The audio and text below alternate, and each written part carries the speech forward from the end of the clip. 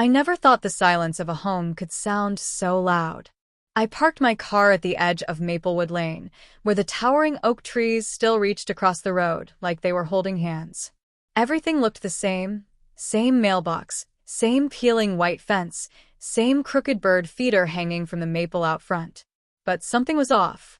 Our house, looked hollow. It was late September, that strange pocket of time between summer's last breath and fall's first cry.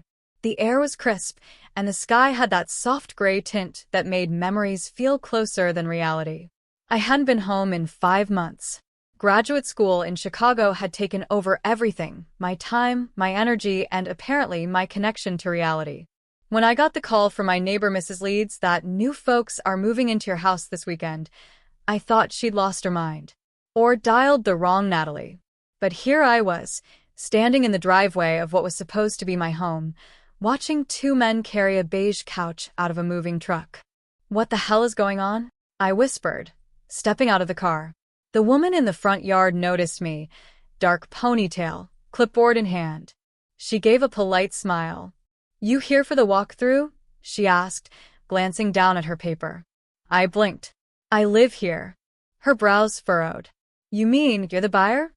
"No," I said slowly, heartbeat thumping. "My parents own this house. This is the Carter home." She looked genuinely confused. "I'm sorry, but the property was sold 3 weeks ago. Closed last Monday." That was the moment it hit me like ice in the veins. Not a call, not a text, nothing. My parents had sold my childhood home and never told me. Back in the car, I called my mom. She didn't answer. I called again, then again, then my dad, then my brother. No answer. All I got was a single, cold-blooded text 10 minutes later. "You don't live here anymore, Natalie. You're an adult. Move on." The words blinked on the screen like a slap. I felt my throat tighten. The anger came fast, hot, violent, rising from my stomach like bile. But beneath it was something colder, heavier. Disbelief. I drove down the street and parked outside the 24-hour diner.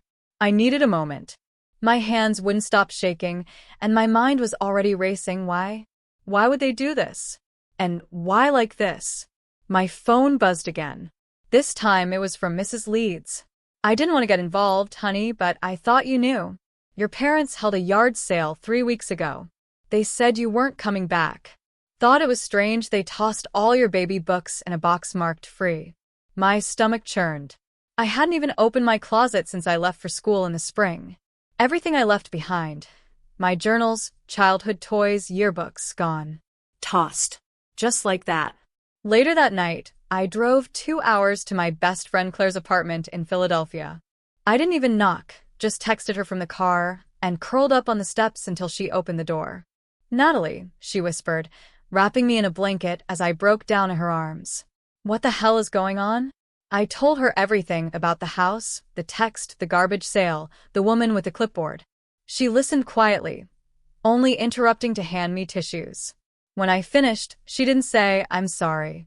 She didn't say they probably had their reasons. She said, "You know what this means, right?" I looked at her, hollow. "What?" "They declared war." I couldn't sleep that night. Not because of the shock. Not even because of the betrayal. But because I couldn't stop thinking back to every moment that house had held me together. The kitchen table where I studied for AP Chem and cried after a bad breakup. The treehouse Dad built when I was 7, where I hid my candy stash and wrote stories no one ever read. The living room where we decorated every Christmas tree since 2005. The garage where Mom taught me how to parallel park. It wasn't just walls and windows, it was my timeline, my identity, my proof that I belonged somewhere in the world. And they sold it, like a Craigslist lamp, without even telling me. They didn't just erase a place. They erased me. The next morning, I woke up with a hangover of emotion and a burning question in my chest. What else were they hiding? Claire pulled out her laptop. "If they sold a house, there's gotta be a paper trail. Let's dig." I nodded, wiping my face. "I want everything. Buyer info, lawyer names, escrow dates. All of it." The website for the county's property sales records was a mess, but we found the listing. The house had been sold to a man named David H. Krause, who ran some kind of local contracting business. Sold for $312,000. Below market value. I bet he's flipping it, Claire muttered. But that didn't add up. The house wasn't in bad shape. And that couch they were unloading? It wasn't cheap. This wasn't a quick flip. Then I noticed something strange. The seller's signature was listed not as my dad's, but my brother's. Wait, what? I said, staring at the name. Jason Carter? Claire leaned in. Isn't your dad the homeowner? I nodded slowly, dread setting in. He was. But Jason's name is on this, as executor. That's when everything started to slide sideways. Why would Jason, my older brother who moved out 6 years ago and barely spoke to me, be executor? Unless the house was in someone else's name, Claire said aloud. I felt the color drain from my face. Unless it wasn't just sold behind your back, she added. It was transferred long ago. And now they've cut you out. I drove home to my parents' temporary apartment that same afternoon. I didn't ask. I entered. Mom gasped when she saw me in the doorway. Natalie, you can't just barge in. Where is Dad? I snapped. In the kitchen. What's gotten into you? I marched past her, heart pounding. Dad looked up from his mug of coffee, like he was watching someone else's tantrum. You sold the house, I said. He nodded, calm. Yes. It was time. Time. My voice cracked. Time to sell my memories? Time to throw out everything I left behind?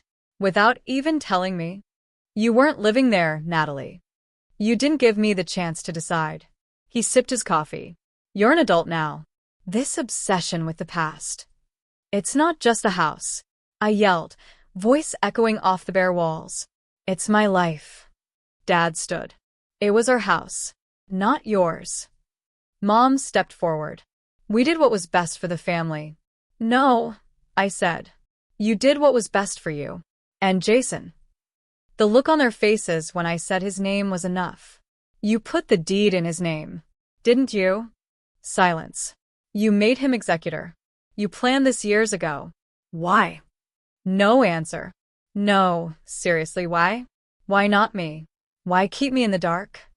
Mom's eyes welled with tears.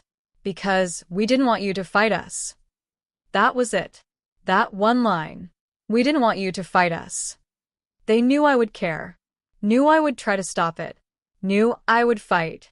And so they went behind my back, made Jason the legal owner, and gutted everything I thought was sacred. They thought I'd roll over. They thought I'd move on. They thought wrong. The next few days were a blur. I moved through them with the cold numbness of someone standing inside a glass box, watching life happen, unable to stop it. Claire tried to keep me distracted, but even she couldn't pierce through the silence that had settled in me. I couldn't stop replaying what they'd done, my parents, my brother. The people who raised me, taught me to ride a bike, clapped the loudest at my middle school play. They hadn't just sold the house. They'd strategized its erasure like I was some kind of liability to manage. Jason hadn't spoken to me since last Christmas. He was always Dad's golden child, football captain, honor student, corporate job by 24. But I never thought he'd weaponize that loyalty to erase me from my own past. I had one goal now. Find out how deep this betrayal goes. Claire's research skills were no joke.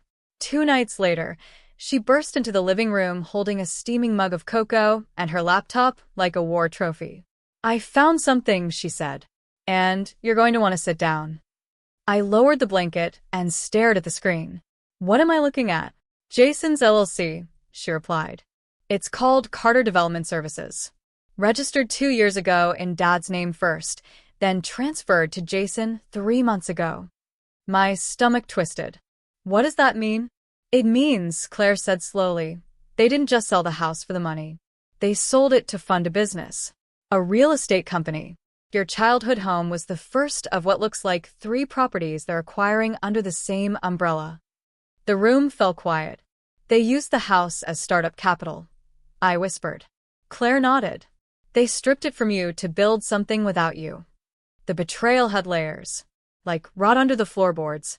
They weren't downsizing. They weren't struggling financially. They were building a business empire and leaving me out of it entirely. Claire pulled up the buyer again, David Krause.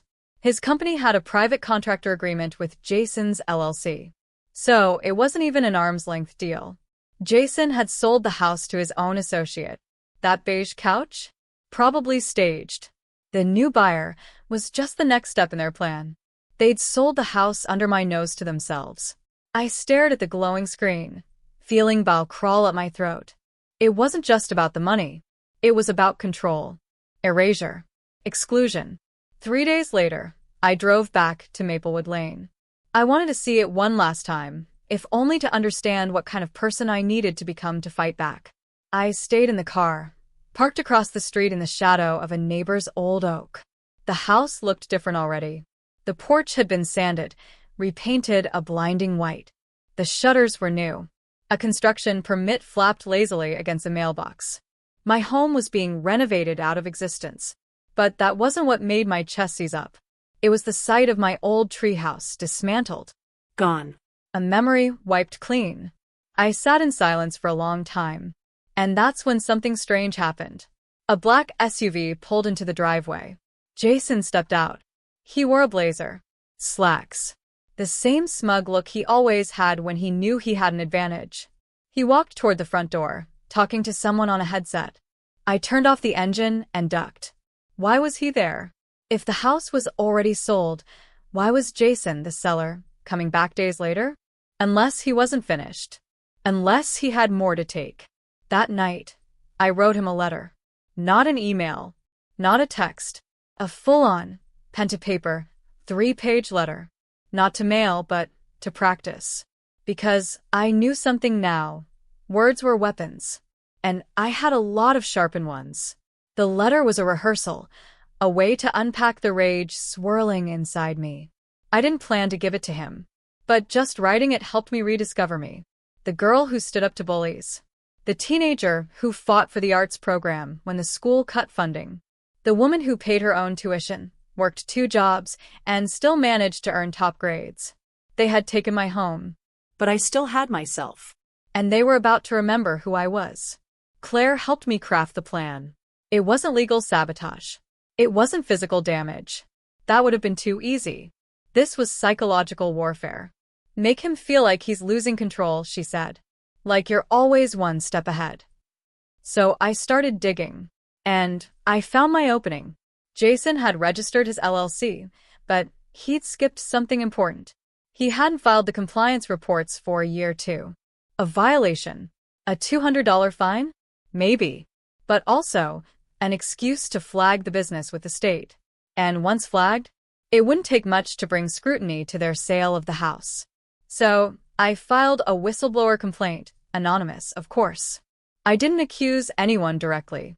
I simply reported a potential violation of real estate ethics involving a private sale among family members for under market value. It triggered a review. And the review meant paper trails, transaction records, and most importantly, delays. I didn't need to win. I just needed to stall. I waited. Patiently. And sure enough, 2 weeks later, Jason called me. He never called. Ever. When I saw his name flash on my screen, my heart skipped, but I let it go to voicemail. His message was tight. Tense. Natalie, I don't know what you're playing at, but the review board is investigating the sale. If you had concerns, you should have come to me. Don't make this harder than it needs to be. I smiled. It was working. He was cracking. I kept pushing. Next, I emailed David Krause, the buyer. Posed as a concerned neighbor, asking about upcoming noise ordinances and renovation timelines. Friendly. Curious. Slightly nosy. David replied politely, but mentioned something odd. We've temporarily paused renovations due to a zoning hiccup. Apparently, something wasn't disclosed properly during the deed transfer. Claire and I looked at each other. Bingo. The house, my house, was becoming a liability. I sent a single email to my parents. Just one. I know everything. Jason's LLC. The false transfer. The zoning violations. The flipped contracts. You sold my life for profit, and now it's unraveling. Don't worry. I'm not done. No reply. but they read it. I could feel the panic behind their silence. A week later, I saw Jason again. This time, not at the house, but at a real estate networking event Claire managed to get us passes for. He was there to promote his growing property development business. I watched him from the corner of the room, smiling, shaking hands, playing the polished entrepreneur. And then he saw me. For a moment, he froze. Then he smiled like it didn't matter. "Natalie," he said, walking up to me. "Didn't expect to see you here." "Oh, I go where I'm valued," I replied. He chuckled. "Cute. But you're out of your depth." I leaned in. "So were you, when you thought I'd stay quiet." His face hardened. "You've made a mess." "No," I said. "You made the mess. I'm just helping people see it." He didn't respond, just walked away. But his hand shook as he picked up his drink. That night, I got a call from my mom. This time, I answered. "Why are you doing this?" she asked, voice cracking. "You didn't just sell a house," I replied. "You sold me, like I was a phase to grow out of." "Natalie, you raised me to be strong, to fight for what matters. But when it came to family, you expected me to roll over? We didn't think you'd understand." "No," I said. "You didn't think I'd fight back." After that call, I didn't hear from my parents for 4 straight days. Not a text. Not a whisper. I thought the silence might be a retreat. I thought maybe they were backing off. Maybe they'd realized they were wrong. But deep down, I knew better. I didn't know it yet, but the real betrayal hadn't even begun. Claire was out of town on a work trip when I got the envelope. No return address. No stamps. Just a plain manila folder shoved under my apartment door. My heart sank the moment I picked it up. Inside were printouts. Dozens. Bank transactions. Email screenshots. Photos of my parents and Jason sitting at a dinner table with 2 men I didn't recognize. And then, at the very bottom, one page that froze my blood cold. A signed power of attorney document. Signed by me. Or someone pretending to be me. I dropped onto the couch, dizzy with disbelief. It was dated 6 months ago. The document gave Jason limited authority to manage, sell, or transfer shared assets relating to the family estate. I never signed this. I never even saw it. I flipped through the stack again, my eyes frantically scanning the fine print. There it was, my name, my forged signature, notarized with a fake stamp. This wasn't just unethical. This was fraud. And I suddenly understood why my parents hadn't fought back harder when I started making noise. They weren't just afraid of my revenge. They were afraid of being caught. I spent the next few hours in a haze, pacing the apartment like a prisoner trying to plan an escape. My pulse wouldn't settle. I called Claire. She answered mid-flight, groggy but alert as soon as I told her. "Send me the pictures," she said. Now. Every single page. By the time I finished, she was already searching the notary database. "There's no record of this notary license," she confirmed. "This signature is fake. Someone fabricated the whole thing." My hands were ice cold. "Jason created a false power of attorney," I whispered. "He made it look like I agreed to sell the house." "And your parents let him," Claire said softly. I sat in the dark for hours after that. I didn't cry. I couldn't. It felt like I'd fallen into some alternate version of my life, one where my family no longer loved me, but used me. Where my existence was not something to protect, but something to profit from. I called my father next. Not to argue. Not to rage. I just wanted to hear his voice. To see if he would finally tell me the truth. He answered after 3 rings. "Natalie," he said, sounding tired. "I was going to call you. Did you forge my signature?" A pause.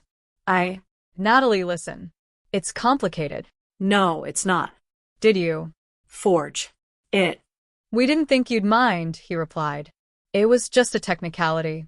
We needed the paper trail to close the deal," Jason said. I could barely breathe. "You forged my legal consent and justified it because it made your lives easier? You weren't using the house. You weren't even living in it. We needed to move fast." I wanted to scream, but I stayed calm. "You committed a crime," I said. "Do you realize that?" His voice trembled. Don't do this. Don't turn this into a legal battle. We're family. No, I whispered. Family doesn't do this. I hung up, and I knew what I had to do, but not in the way they expected. They thought I'd run to a lawyer, call the police, file a lawsuit, but that would just entangle me in a slow, expensive system. No. I would do something far more dangerous. I'd use their own game against them. Claire came back the next morning, and we got to work. The first step, a digital breadcrumb trail. Jason's emails, the business filings, the forged documents, they all became part of a carefully curated folder we called the Ark. Not for destruction, but for insurance.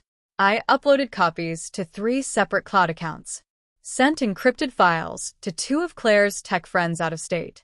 I even mailed 1 physical copy to a retired professor I trusted from college. Jason wanted to play dirty, then so would I. And then the opportunity fell into my lap. I was working late one night when I got an invite to a panel on innovative property ethics and real estate development. Guess who the keynote speaker was? Jason Carter. Topic: family values and property growth. The irony almost made me laugh. I RSVP'd as a real estate journalist writing a freelance feature. Claire got me in with a press badge. I wore a dark blue dress, red lipstick, and the calmest expression I could muster. He didn't recognize me at first. The room was full of suits and buzzwords. Men clinking wine glasses. Women networking with cold smiles. And there he was, standing beneath a projector screen with his name in bold font behind him. Jason Carter. Smiling. Confident. Fake. The moment came during the Q&A. I stood up slowly. Hi, I said, smiling politely. Natalie Carter. Freelance.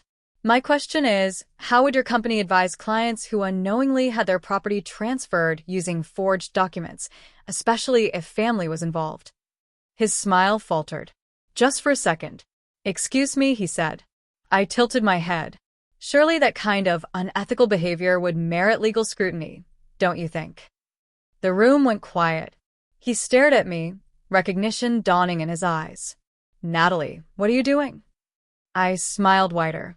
Just asking questions. For the article. He left the panel early, walked out the side door like the walls were closing in. I followed him into the parking lot. You forged my name, I said, as he turned around. And I have proof. Jason's jaw tightened. I don't know what you think you have. Oh, I know what I have, I snapped. And so will the board, the zoning committee, the ethics council, and the local paper. Unless, he stared at me. Unless what? I leaned closer. You undo it. You reverse the deal. You give me my share. You step down from the company. And you issue a public statement that this entire project was misrepresented. His lips curled. And if I don't? I smiled. Then I burn it all down. He didn't answer. But the next day, a legal email came through. Not from Jason, but from his lawyer, requesting to discuss possible mediation. I didn't reply right away. I just forwarded it to Claire and whispered one word. Checkmate. The night before the mediation, I barely slept.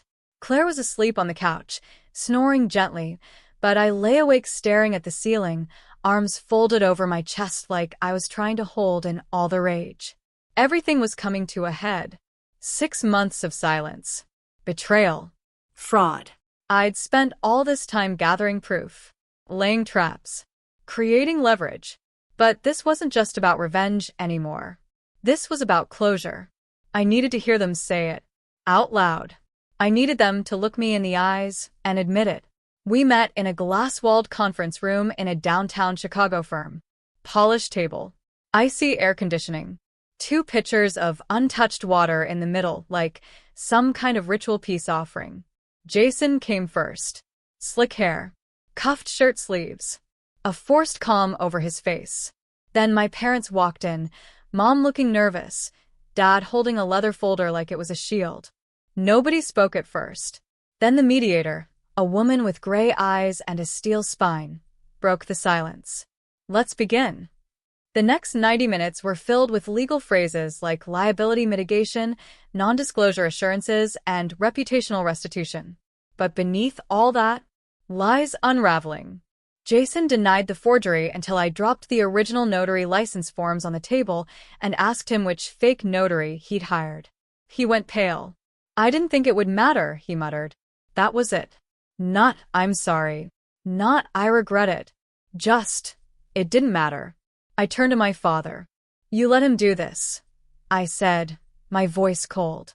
He looked down at the table. We were desperate, Natalie. For what? Money? A better condo? I was your daughter. My mother tried to jump in. Please don't do this here. No, I snapped. We are doing this here. Because this is the only place where the truth actually matters. I stood up, trembling. You sold my memories, my roots, the hallway where I took my first steps, the backyard where I scraped my knees. You didn't just take a house. You took me. There was a long pause. Even the mediator didn't speak. And then my father finally looked at me. I didn't want to sell it, he said quietly. I just didn't want to struggle anymore. We were drowning, Natalie. And Jason, he had a plan. So you sold me off like a liability, I said. Erased me from the deed. Faked my signature. And expected I'd never find out. You hadn't visited in years, Jason said, sneering. You left. I left because you made that house unbearable. The words came out louder than I intended. You made it feel like every corner was a museum to your disappointment in me. My mother looked up, startled. Natalie. I pointed at Jason. He turned you against me. And you let him. The mediator raised a hand. Let's keep this civil. I've been civil for months. I cut in. Now it's time to finish this. I pulled out the envelope. The deal's off. You reverse the sale. I get full financial restitution. And Jason? He's out of the company. Or I go public. Jason scoffed. You wouldn't. I leaned forward, eyes locked. I already did. The silence was nuclear. Jason's jaw clenched. My father looked horrified. And my mother broke. Tears welled in her eyes. She reached across the table. I didn't know, Natalie. I swear. I thought you'd agreed. Jason told us it was handled. I flinched. You never called to ask. You never even checked. I was scared, she whispered. I thought you'd say no, and we'd lose everything. I sat back. There it was. The truth. Not just that they had betrayed me, but that they'd convinced themselves it was necessary. The mediator finalized the agreement. Jason would pay restitution, step down, and make a public statement accepting responsibility. My parents would issue a personal letter of apology, formalized and archived for legal assurance. And the house. It had already been flipped and resold. I would never get it back. But I would get the compensation. And I would get the truth.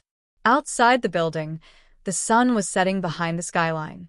Claire waited on the corner with coffee in hand. Well, she asked. It's over. Did you get everything you wanted? I paused. No. But I got everything I needed. She handed me the coffee and nodded. That's enough. We walked to the train in silence. But just as we reached the steps, my phone buzzed. One new email. Subject line, you won. But it's not over. From an anonymous address. I opened it. There was only one line inside. Your parents aren't the only ones who lied to you. And below it, a video file. I didn't open the video at first. I stared at it the entire train ride home, the file icon blinking on my screen like a cursed heartbeat. My fingers hovered over it a dozen times, but something in my gut said, not yet. I needed a clear head. I needed silence. I needed air. That night, I sat alone in my apartment. Claire had gone to stay with a friend. My phone lay face down on the kitchen table. And I watched it. The video was grainy. Surveillance style. Black and white, time-stamped. It showed a parking lot behind my parents' real estate firm about a year ago. I saw Jason first, pacing nervously. Then my father. Then someone else stepped into frame. A man in a dark coat.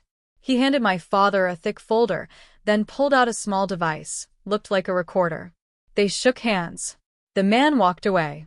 My father opened the folder, skimmed it, then smiled. smiled like he'd just solved everything. I watched it twice. 3 times. The fourth time, I froze the frame. Zoomed in.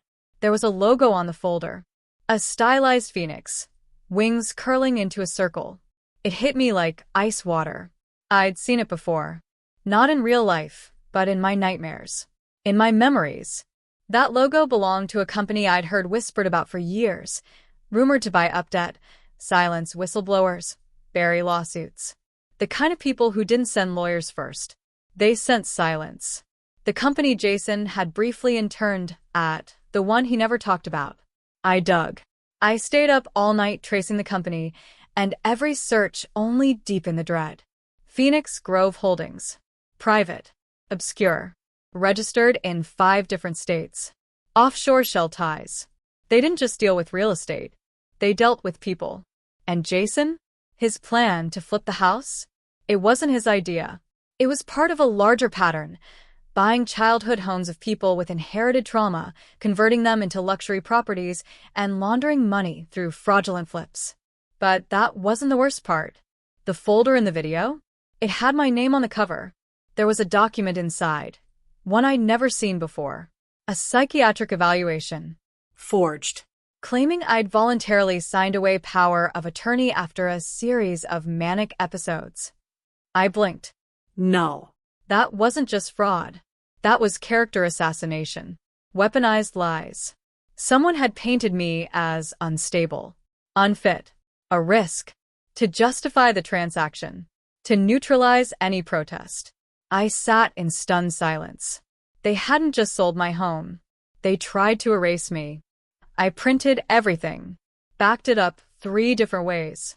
I didn't go to the police. I went to a journalist. Her name was Tamara Kim. She worked for an independent investigative platform known for exposing corporate crimes no one else dared to touch. It took her 3 weeks to verify everything. She called me one night, voice sharp, alive.